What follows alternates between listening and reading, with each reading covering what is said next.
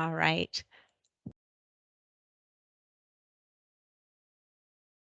Quick to tell somebody else. Yeah, you can read us back in. We're all ready to go. Okay. The Behavior Analysis Regulatory Board will now exit executive session and reconvene open session at 9:17 a.m. No final decisions were made and no votes were taken in executive session. The public phone line has been unmuted and representatives of the meeting may once again report on all board discussions and actions.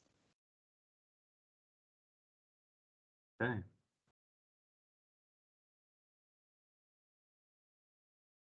So this is Bob Bothwell. So did the board want to have a discussion about the two rule amendments? Or the amendments in the two rules? This is Brenna. I think they accurately reflect what we decided to do last time, and I have no further questions or issues with them. I think it looks good and it's action that we should take.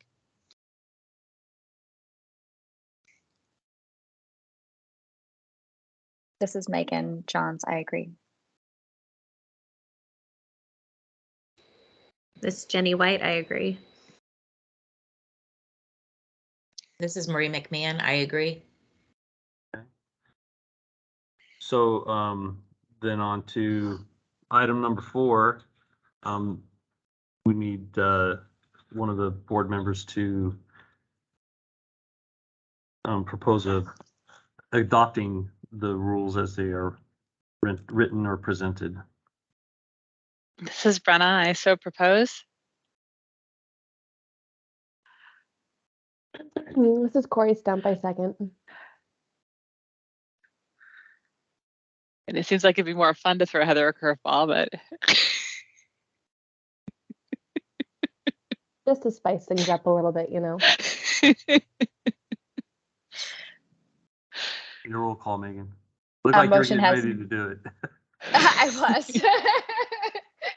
A motion has been made. I'll call roll. Megan Johns, aye. Brenna Lagarde. Aye. Corey Stump. Aye. Samantha Parnham. Aye. Marie McMahon. Aye. Jennifer White. Aye. Okay.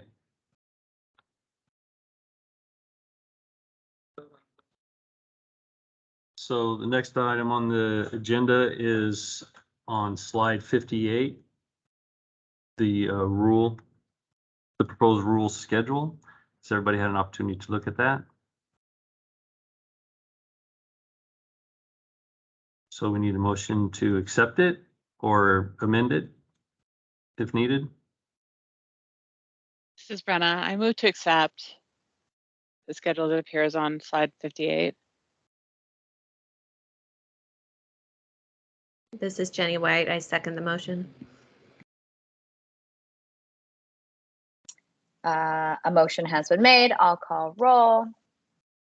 Megan Johns, aye. Brenna Lagarde. Aye. Corey Stump. Aye. Samantha Parnham. Aye. Marie McMahon. Aye. And Jennifer White. Aye. All right. Moving right along.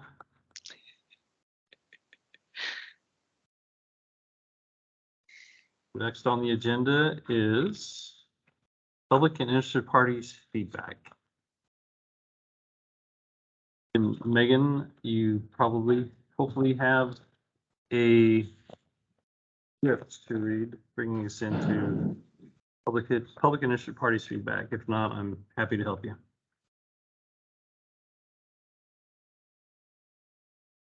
I do have it. At this time, the Behavior Analysis Regulatory Board will hear public and interested parties' feedback. Members of the public, please wait until you've been recognized. Once recognized, please state your name and affiliation to the board for the record.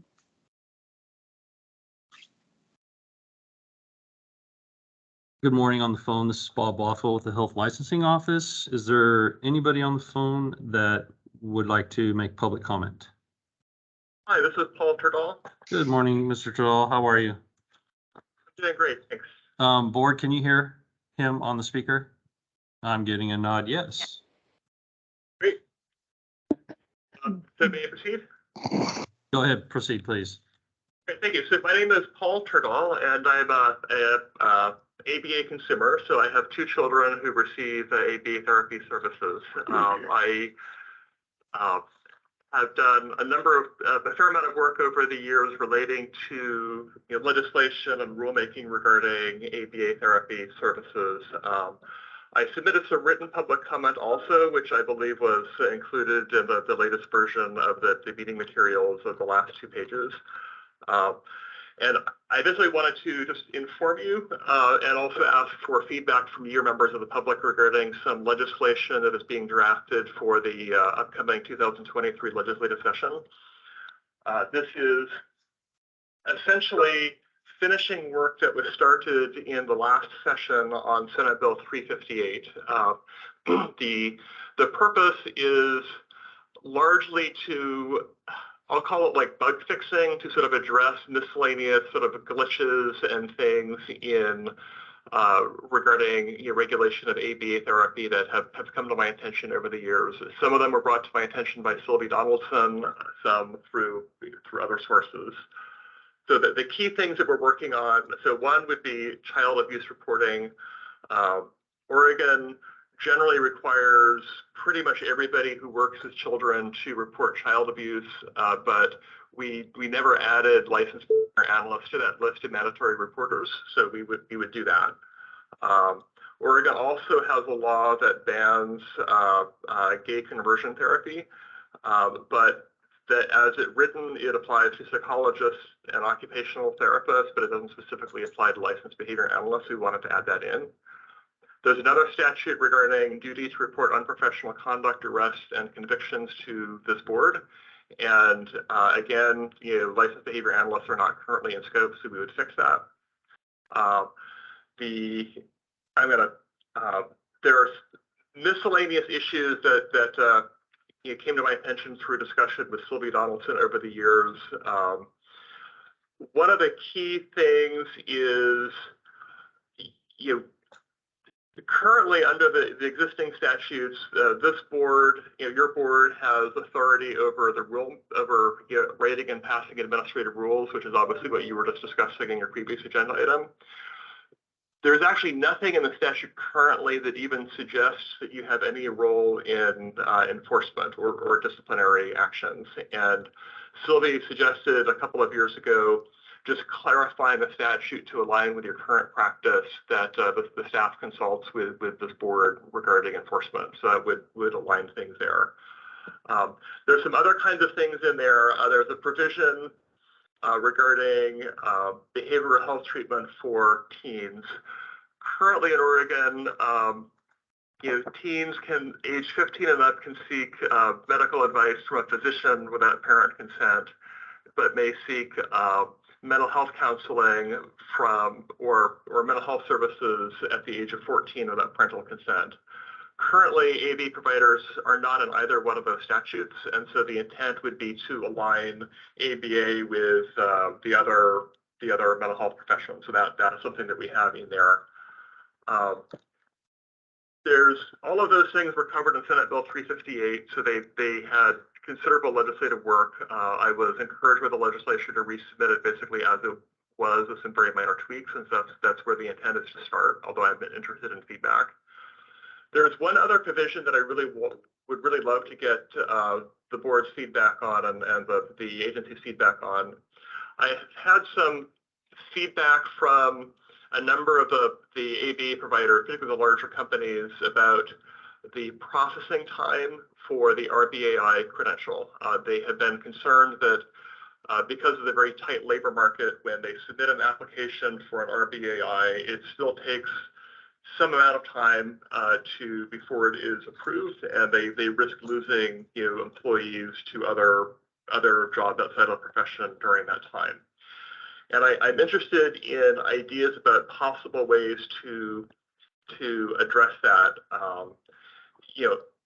One way that came up in discussion was possibly doing some kind of provisional credential, such that upon submission of the application, there would be sort of provisional authorization for the RBAI for some period of time, like 30 to 60 days. Legislative Council has not begun drafting that provision because I really wanted to talk to the agency first and get advice, and I will follow up with the agency staff after this meeting on that.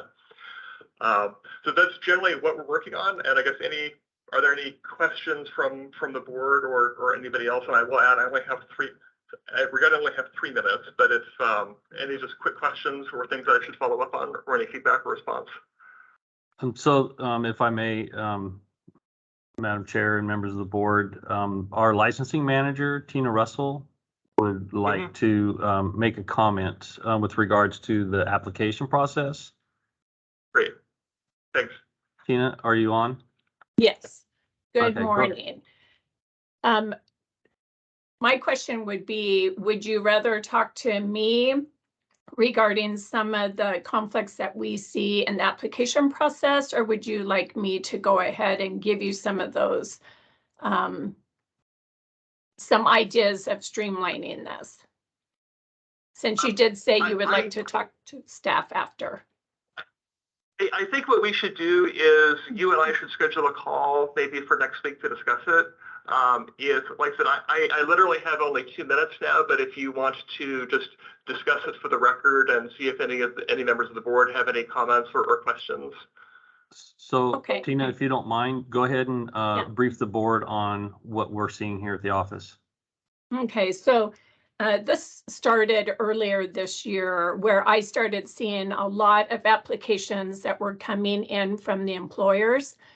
And in that process, usually it would only take like a 72-hour period to process the application if all the required documentation was with the application. This is what we're seeing. We're seeing the employer submit the application with wrong IDs with different applicants. There's only 3 different things that you have to submit with your application for this to be processed. 2 forms of ID that both have to match the current legal name. One has to be a photograph. You have to submit proof of having a high school diploma or equivalent or a degree with a post-secondary institution. Submit the criminal background check, and then also submit the 40 hours of professional training. I'll give you an example of what's just recently happened. An individual submitted an app and never followed through with it back in May. We got another, and he submitted training and it wasn't filled out completely. So we emailed him back the same day, told him what they were missing.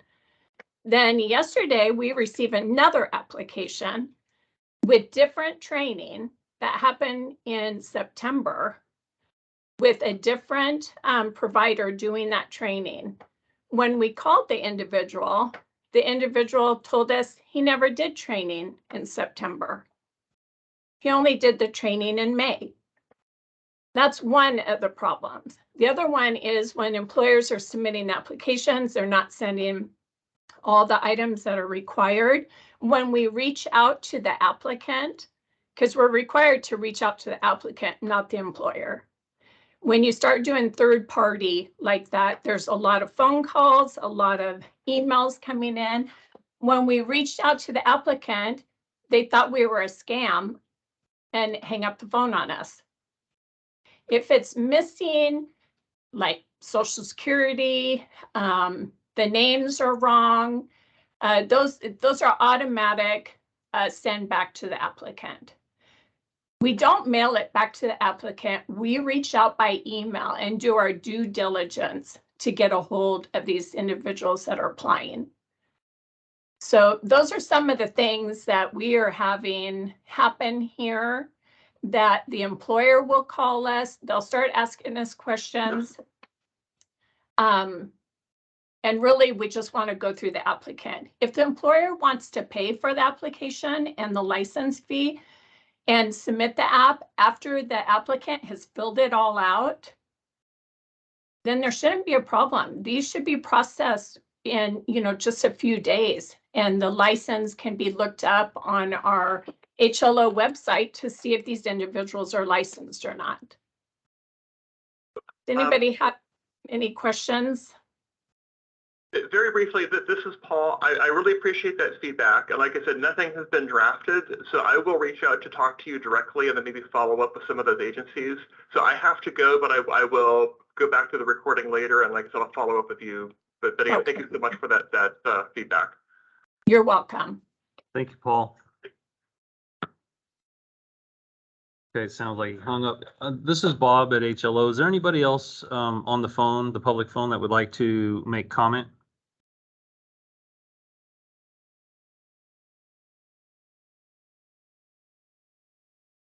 There is not. So, So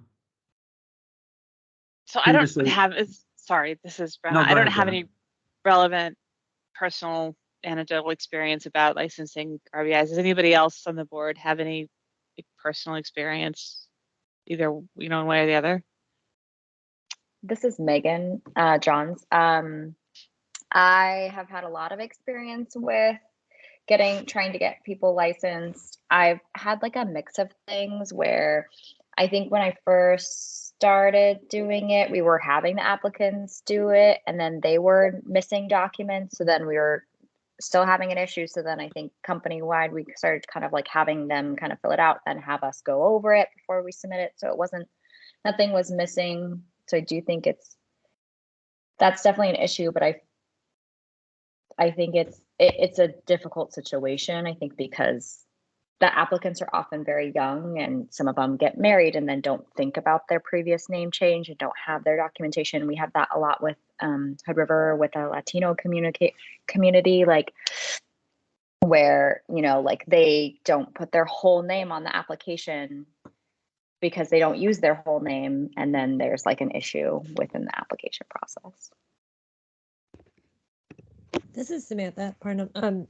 Our applications get approved pretty quickly, but like Megan said, we have them fill it out and then give it to us, and we go through, make sure all of it's there, and sort of help collect it, and then we send it in for them. And we also reimburse our staff for any license fees. So, I mean, we don't ever run into any sort of like economic issues with fees or costs. We did just find out that if you have a license and it expires or goes inactive and you want to reactivate it 2 years later, they want you to pay all of those fees for the 2 years. So like we have a tech right now who the bill is something like $375. And she's like, but I wasn't using my license. And I was like, yeah, I bill Medicaid. I can't pay that for you. So that has come up. And I think the only other issue we run into really is, like Megan said, name changes. People will have applied before and then with a different company and change their name, and it gets a little bananas. But Okay. This is Corey Stump. I'd say the biggest issue that we've dealt with multiple times is the fingerprinting. I know we've had several staff where they go and they do their fingerprints and then they're waiting and the fingerprints never made it to the health licensing office. So they have to go in and redo their fingerprints. And in that situation, I know they've also had issues contacting anybody at the HLO. So calling, leaving voicemails multiple times often have gone unreturned. And then emails taking, I think, several days to be returned. So trying to figure out what's missing, but not being contacted about why the application's taking so long. And then when they do try to contact, it takes them multiple attempts and over like a week or so longer to get in touch with someone. This is Bob. So we can address those issues. And for the board's consumption, documents required during initial licensure or during renewal, that's a widespread problem. It's really not a problem. It's just an oversight on the licensee's part. So, yeah, some of it is understandable and some of it we can work on as far as, return calls and emails. The fingerprint piece, I review them every day myself. And there's days when I get requests, where are my fingerprints? And I can look to where they're at, and I personally do the research. And a lot of times it's the state police or Field Print, who does the contract, have attempted to reach out to licensees. And I'm not talking about this board specifically, because a lot of our boards are required to have fingerprints done, where the fingerprints were unacceptable for reading by the state police. And then they send a message back to, I believe, all three, but definitely to us, and I would imagine the applicant, that the fingerprint needs to be redone.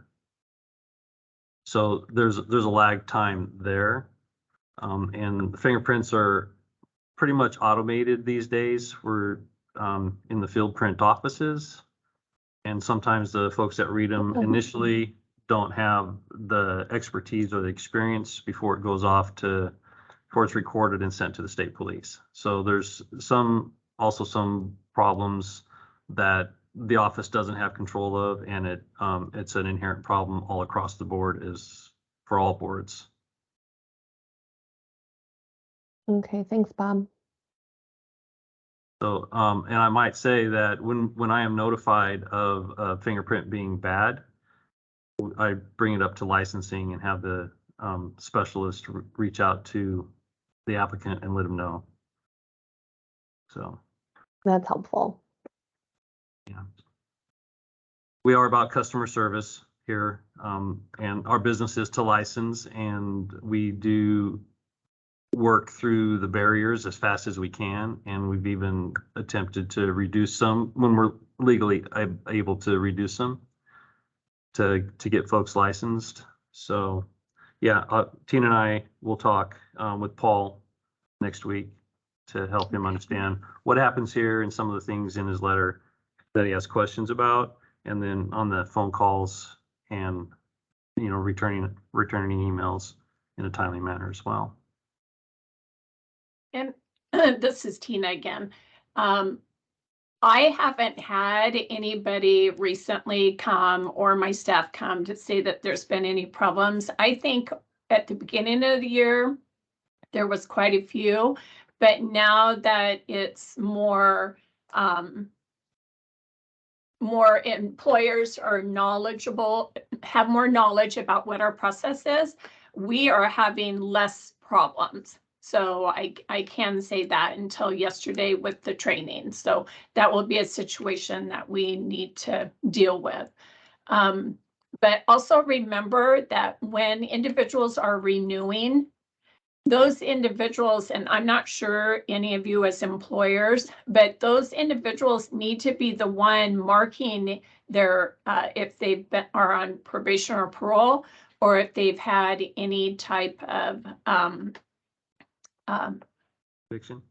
convictions, thank you, Bob, in the last year. So when we see that employers are doing that, are you guys having your individual come into the office at that time when you're renewing their license, and are they answering those questions for you? Or are you guys or employers just renewing these individuals' licenses? This is Samantha. They're filling it out. So like we let them know that their license needs to be renewed, and we give them the form, or they come in and they meet with our HR and fill out the form and then send it in. Thank you. That's what I wanted to know. This is Megan. It could vary by organization, but the organizations that I worked for have always had the staff fill them out, and then we just review them.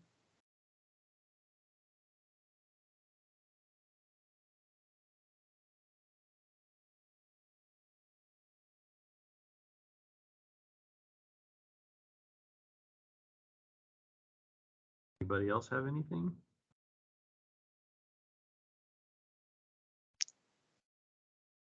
Okay.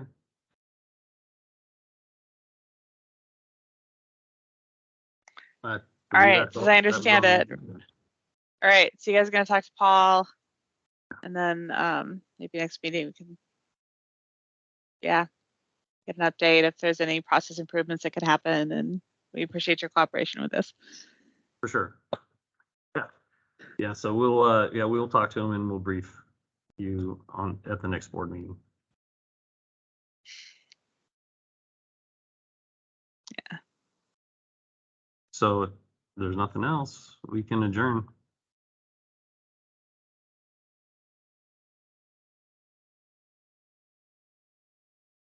Okie doke. The Behavior Analysis Regulatory Board meeting is adjourned at 9:42 a.m. All right, thank you very much, everybody.